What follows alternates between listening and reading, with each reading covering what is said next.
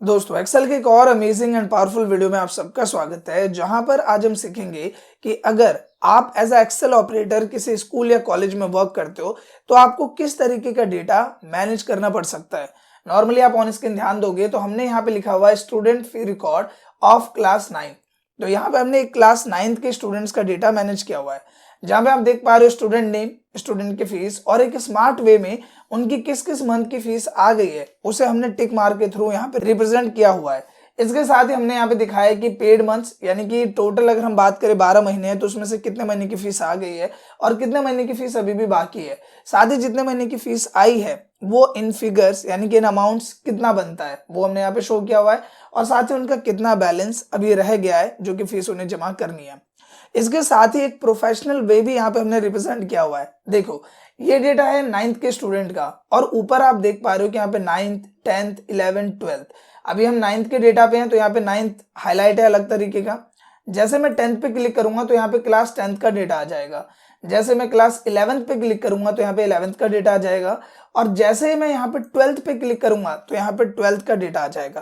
तो ये सारी चीजें कैसे हो रही हैं और कैसे आपको इन्हें अप्लाई करना है वो सब कुछ हम इस एक वीडियो में देखने वाले हैं। मेक श्योर गाइस कि आप इस वीडियो को पूरा देखिए, क्योंकि ये वीडियो आपके लिए फुल ऑफ इन्फॉर्मेशन होने वाला है। साथ ही एक छोटी सी रिक्वेस्ट है कि अगर वीडियो अच्छी लगे तो प्लीज इस वीडियो को लाइक जरूर करें और शेयर जरूर करें।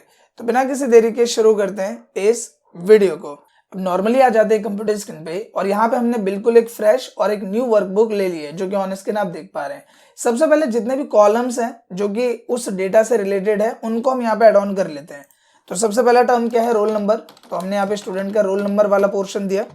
इसके बाद स्टूडेंट का नेम, तो हमने यहाँ पे लिखा स्टूडेंट नेम। इसके बाद उस स्टूडेंट की मंथली फीस कितनी है, तो हमने यहाँ पे लिखा मंथली फी, इस तरीके से। फिर जितने भी मंथ्स है, जैसे कि अगर हम बात करें स्कूल के बिहाफ पे, तो एक सेशन शुरू होता है अप्रैल से और वो सेशन खत्म होता है मार्च में। तो अप्रैल टू मंथ जितने भी मंथ्स है वो हमें यहाँ पे शो करने हैं। तो सबसे पहले मैं लिखता हूँ अप्रैल, शॉर्ट में लिखा हमने यहाँ पे APR जिसका मतलब हो गया अप्रैल। फिर हमने यहाँ पे लिखा MAY मई। इसके बाद इन दोनों को सेलेक्ट करेंगे और कॉर्नर में आने पे जब ऐसा प्लस का सिंबल बने तो इसे हम ड्रैग कर देंगे। कहां तक ड्रैग करेंगे, हम इसे ड्रैग करेंगे मार्च तक। ये किया, और ये करने के बाद आपको फॉर्मेट में जाना है। सिंपल यहाँ पे ऑटो फिट कॉलम विड्थ पे क्लिक करना है।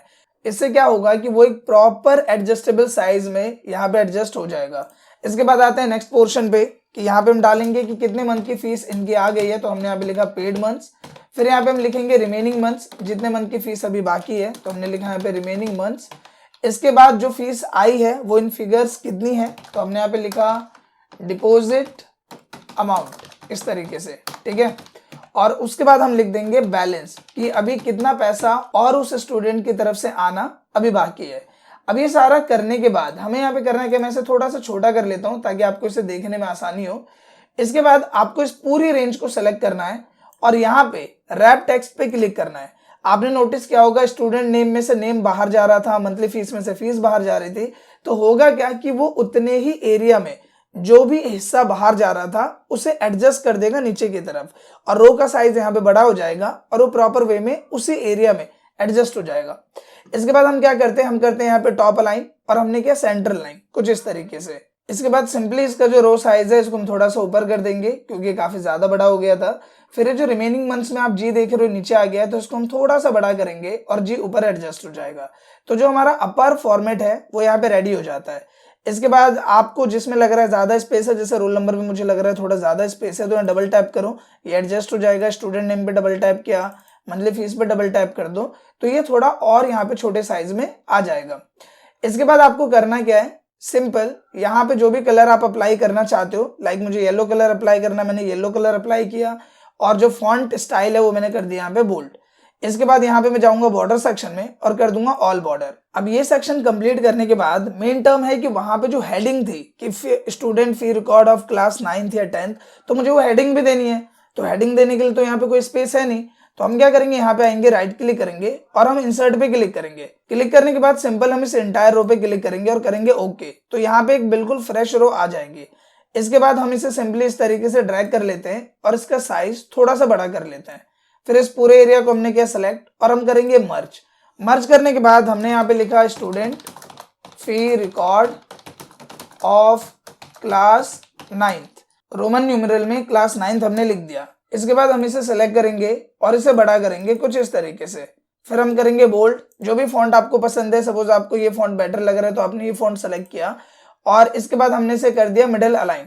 फिर जो भी कलर आप अप्लाई करना चाहते हो, अगर वो आपको यहाँ मिल जाता है तो ठीक है, नहीं तो आप मोर कलर्स पे क्लिक करोगे और जो भी कलर आपको पसंद है, लाइक मुझे ग्रीन बेटर लग रहा है, मैंने ग्रीन सेलेक्ट किया और कर दिया ओके। और टेक्स्ट कलर जो है वो हमने कर दिया यहाँ पे व्हाइट, कुछ इस तरह से। इसके बाद जहां तक भी आप डेटा क्रिएट करने वाले उस रेंज को आपने सेलेक्ट किया और सेलेक्ट करने के बाद हमने सिंपली यहाँ पे कर दिया ऑल बॉर्डर्स और आप देखोगे कि आपका जो प्रॉपर फॉर्मेट है वो यहाँ पे रेडी हो जाता है। अब आते हैं मेन टर्म पे, जो है डेटा यहाँ पे एंट्री करना है। जो भी हमें डेटा मिला है स्टूडेंट का, उसकी हमें यहाँ पे एंट्री करनी है। तो सिंपल करते क्या है, हम आते हैं रोल नंबर सेक्शन में। मैंने लिखा है कि रोल नंबर 1 2 3 4 5 6, क्योंकि स्कूल में तो रोल नंबर सिंपल होता है, रोल नंबर 1 2 3 इस तरीके से। अब यहाँ नाम डाल देते हैं, तो नाम मैंने यहाँ पे डाल दिया ढोलू, इस तरीके से। हमने नाम डाल दिया भोलू, हमने नाम डाल दिया सोनू, मोनू, रोहन और सोहन, इस तरीके से नाम हमने डाल दिया। बात करें 9th के बच्चों की फीस, तो यहाँ पे हमने डाल दिया 700 फीस है एक बच्चे की, और हमने यहाँ पे से आके सिंपल ड्रैग कर दिया। तो ये तो था बेसिक डेटा, इसको हम सेलेक्ट करते हैं और सेलेक्ट करने के बाद हमने कर दिया सेंटर अलाइन, इस तरह से। अब आते हैं मेन टर्म पे, जो कि मैं आपको बता रहा था कि यहाँ पे हमें टिक शो करना है, मतलब जिस मंथ की भी फीस आ गई वहां पे टिक आना चाहिए। तो बेसिकली टिक हम देंगे कैसे, और सिंबल के थ्रू देंगे तो काफी दिक्कत होगी। तो इसका एक शॉर्टकट फॉर्मेट होता है। क्या होता है, आपको सबसे पहले तो जहां तक ये अप्लाई करना है उस रेंज को सेलेक्ट कर लो। सेलेक्ट करने के बाद आप जाओ फॉन्ट फैमिली में, इसमें जाने के बाद आपको आना है नीचे डब्लू वाली सीरीज में, और यहाँ पे एक फॉन्ट मिलेगा आपको जो होता है विंगडिंग्स 2। आपको सिंपल इस पे क्लिक करना है। अब इसका फायदा क्या होता है कि इस पे जब आप पी क्लिक करोगे तो वो P as a tick mark यहाँ पे अप्लाई होगा बेस्ड ऑन उस फॉन्ट फैमिली। जैसे यहाँ पे जब आप बड़ा पी डालोगे, छोटा पी नहीं डालना है, छोटा पी डालोगे तो ये आएगा। जब आप बड़ा पी डालोगे, कैप्स लॉक करके पी दबाया या फिर शिफ्ट करके पी दबाया, तो यहाँ पे आएगा टिक मार्क। आप देख पा रहे हो, अभी आपको यहाँ पे दिख रहा होगा सिंपल टिक मार्क, लेकिन अगर आप इसे ऊपर देखोगे फॉर्मूला बार में, तो मैंने लिखा क्या है, मैंने लिखा है बड़ा पी। तो वो जो टिक आ रहा है वो आ रहा है फॉन्ट फैमिली की वजह से, जहां पे मैं पी को लिख रहा हूं, लेकिन वो शो क्या हो रहा है, एक टिक सिंबल की तरह। इसके बाद कुछ बच्चों का डेटा हम डाल देते हैं। सपोज ये नवंबर का महीना है तो नवंबर तक का डेटा हमने फिल कर दिया यहाँ पे। कुछ बच्चों का हमने दिखा दिया कि पूरी फीस आई है, कुछ की कम फीस आई है, तो मैं यहाँ पे अलग अलग डेटा रिप्रेजेंट कर देता हूँ ताकि उसके बिहाफ पे हम प्रैक्टिकल कर सके। अब आते हैं नेक्स्ट सेक्शन में, जो कि है पेड मंथ्स। अभी आपने देखा कि ये जो ढोलू है उसकी नवंबर तक की फीस आ गई है। टोटल महीने कितने हमारे पास, 12, तो 8 महीने की फीस हमारे पास आ गई है। 4 महीने की फीस अभी हमारे पास नहीं आई है। तो ये तो चलो 5-6 बच्चों का डेटा आप गिन गिन के कर लोगे, लेकिन मान लो आपके पास 100 बच्चों का डेटा है, 40 बच्चों का डेटा है, तो अगर गिन गिन के करेंगे तो हमारा काफी टाइम जाएगा।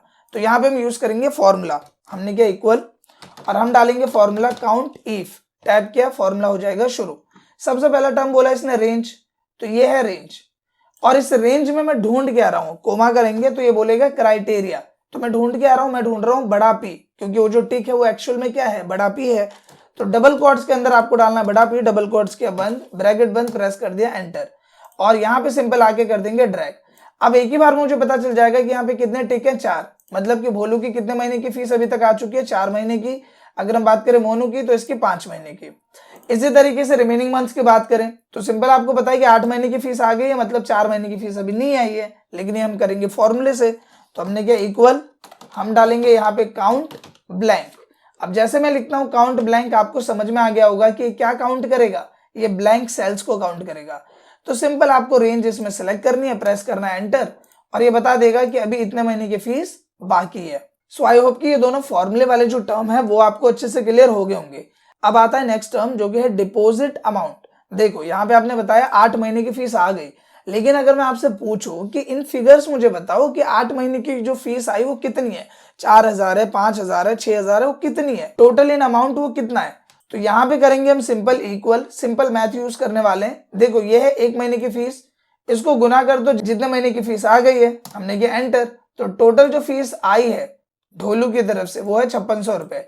और अगर हमें बैलेंस निकालना है तो ये कैसे करेंगे, हमने क्या इक्वल 1 महीने की फीस मल्टीप्लाई कर दिया जितने महीने की फीस अभी बाकी है, प्रेस किया एंटर, और ये आ गया डेटा कुछ इस तरीके से।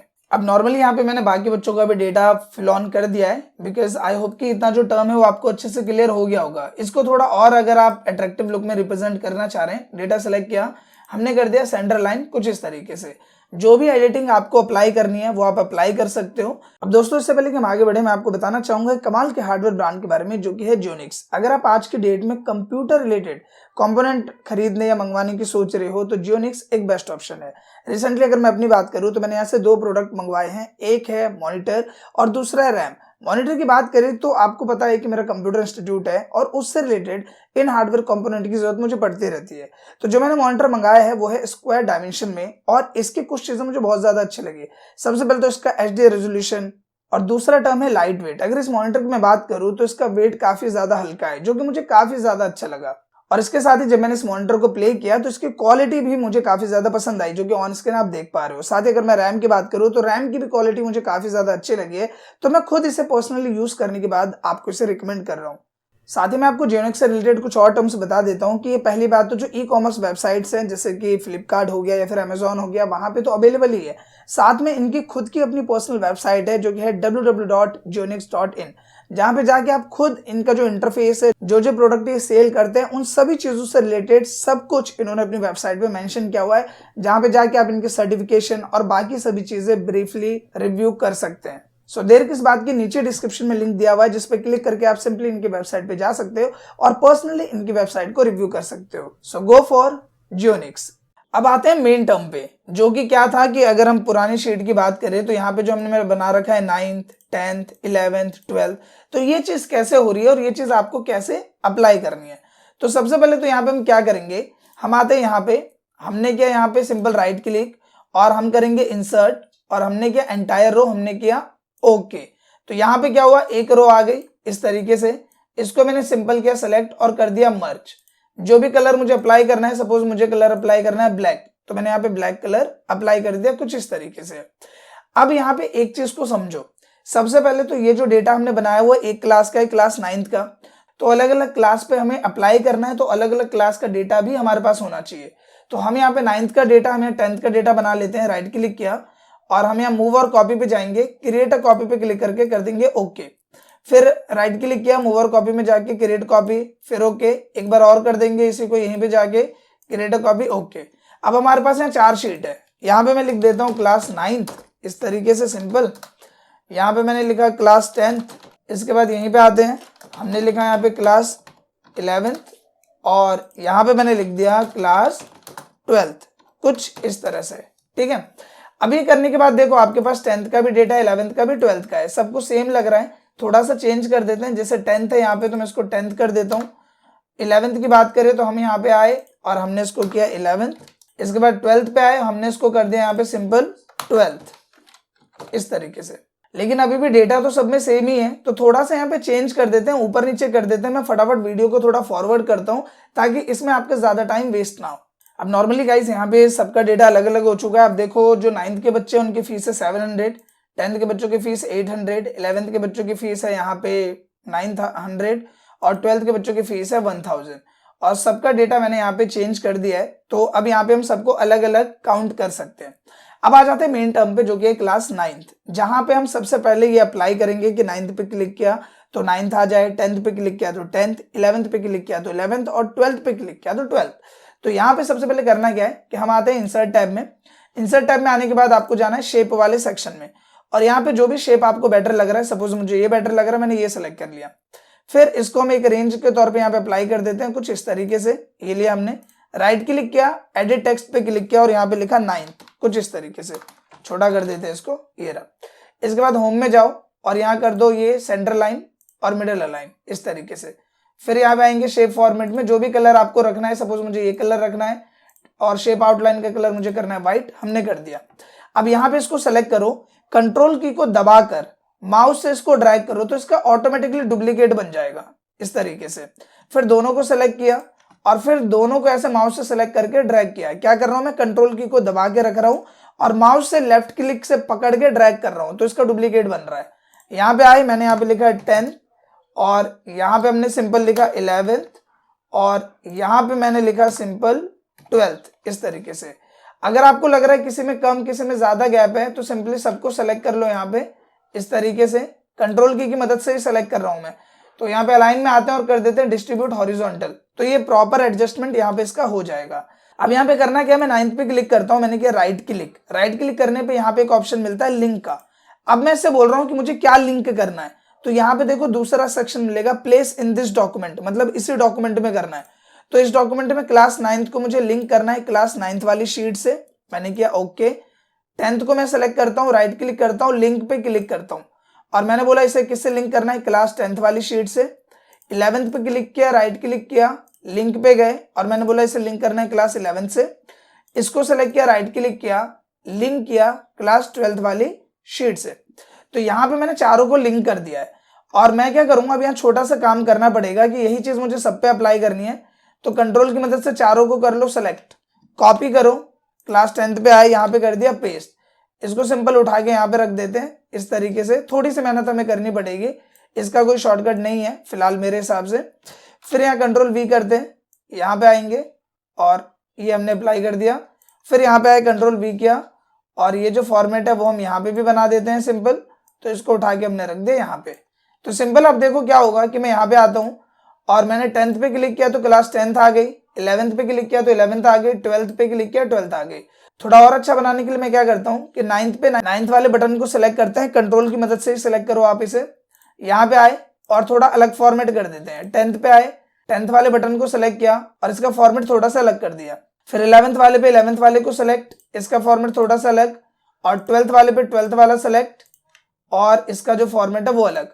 तो प्रॉपर काम हमारे यहाँ कंप्लीट हो चुका है। अब आप देखो हम क्लास 9th पे आए तो मैं यहाँ पे 9th पे सेलेक्ट करता हूँ तो 9th आया, 10th पे सेलेक्ट किया तो 10th वाली शीट पे आ गए और यहाँ पे 10th का फॉर्मेट अलग दिख रहा है।